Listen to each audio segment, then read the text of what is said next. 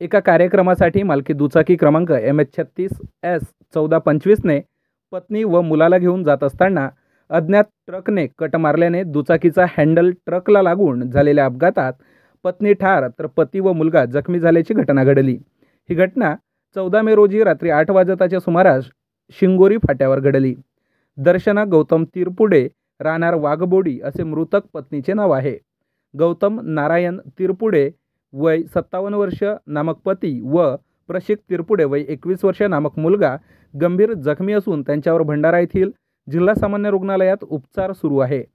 या घटनेची माहिती गडेगाव वाहतूक पोलिसांना होताच पोलिसांनी घटनास्थळी धाव घेत घटनेतील महिलेचा मृतदेह शवविच्छेदनासाठी पाठविला। या घटनेची नोंद कारधा पोलिसांनी घेतली असून या घटनेचा पुढील तपास पोलीस उपनिरीक्षक मीना बारंगे करीत आहेत।